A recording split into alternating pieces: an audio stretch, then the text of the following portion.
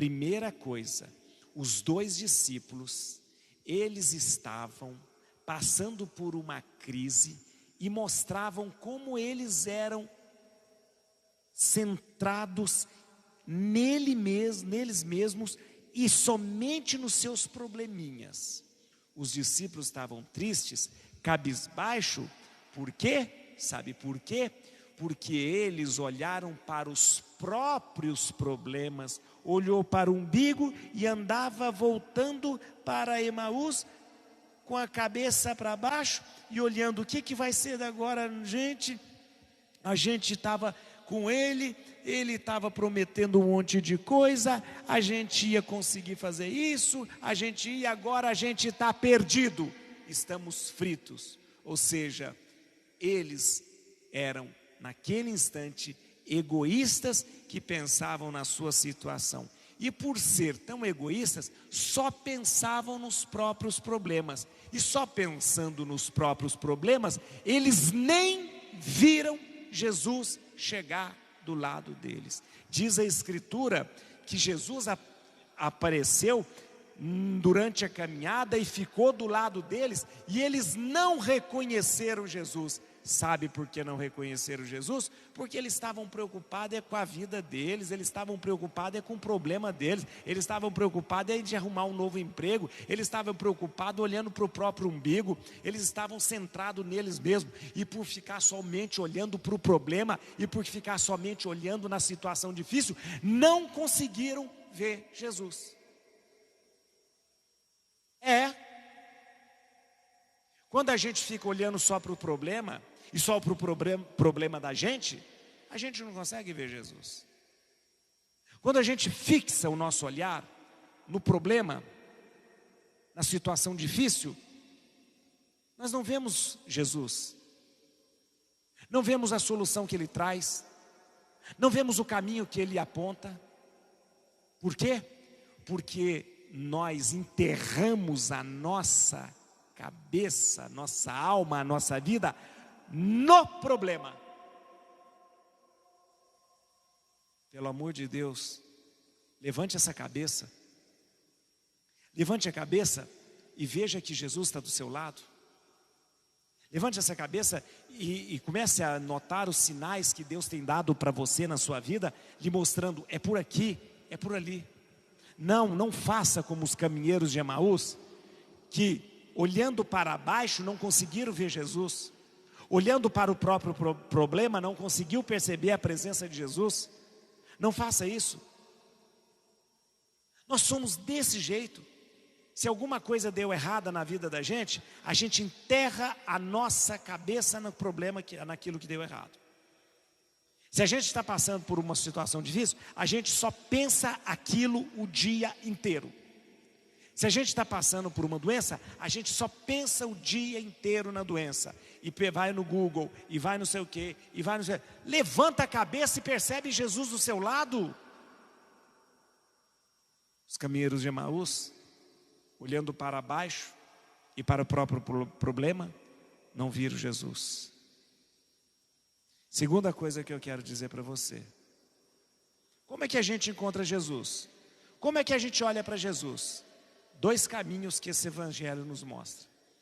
O evangelho diz que Jesus foi ao lado deles e começou a explicar desde Moisés, os profetas e todas as escrituras. Ou seja, Bíblia, palavra de Deus.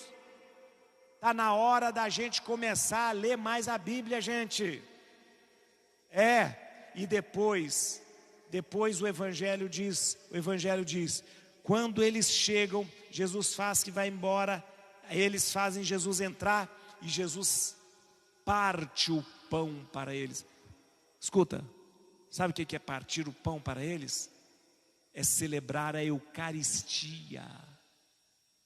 E aí, depois deles terem feito uma catequese com Jesus, desde Moisés, os profetas e toda a Bíblia, e depois de ter celebrado a missa, eles reconheceram Jesus. Ou seja, é pela palavra de Deus e pela Eucaristia que eu me encontro com Jesus. Agora eu vou chamar a atenção de você. Agora eu vou chamar a atenção. Olha aqui. Não adianta querer encontrar Jesus se você não está disposto a vir à missa.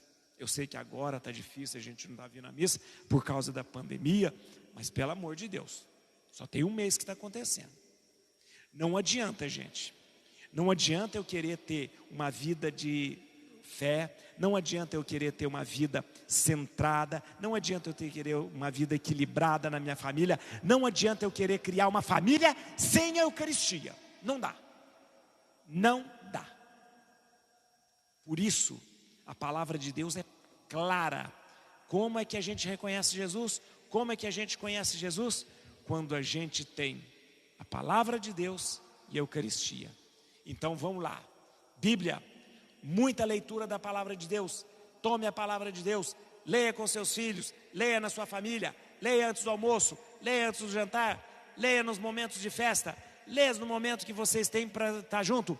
Pega a palavra de Deus, coloque na cabeceira, toda noite, leia um trechinho, toda manhã, leia um trechinho. Não dá para a gente dizer que tem uma vida de cristão se não for tendo uma vida de leitura da palavra de Deus. E segunda coisa, Eucaristia. Não dá para ficar sem Eucaristia. Não dá para ficar sem Eucaristia.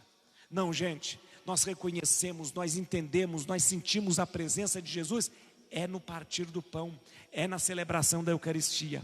E esse é um tesouro que nós temos, o grande e maior tesouro de ter Jesus vivo, ressuscitado, presente no pão e no vinho, corpo, sangue, alma e divindade, para nos santificar, para nos salvar, para nos curar, para nos perdoar e para nos transformar. Não dá, gente. Não posso ficar longe da Eucaristia. E a terceira coisa que eu queria dizer para você: esses dois discípulos fazem um pedido para Jesus. Jesus, não vai embora. É tarde. A noite vem. E nós precisamos de você. É tarde. E a noite já vem. Sabe o que significa isso? Que na vida da gente, nós passamos por um momento em que a noite escura vem nos visitar. A noite escura de um problema, a noite escura de uma doença, a noite escura de uma separação na família, a noite escura de uma decepção, a noite escura do desemprego, a noite escura de uma depressão. E os apóstolos, os discípulos, foram bem claros para Jesus. Jesus, quando essa noite chegar, você precisa ficar conosco. Quando eles perceberam que a noite escura chegava para eles, eles disseram: Senhor, é tarde, a noite já vem, fica conosco. E eu queria só dizer para você, você que está passando por uma noite escura dessa, ou você que já percebe que a noite escura está chegando, faça somente um pedido a Jesus: fica comigo, fica conosco, Senhor. Se Jesus estiver com você,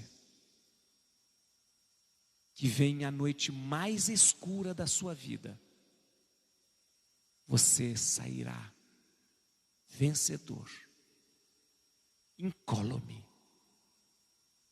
Você sairá vitorioso. Se a noite chegar, clame a Jesus: fica conosco, Senhor.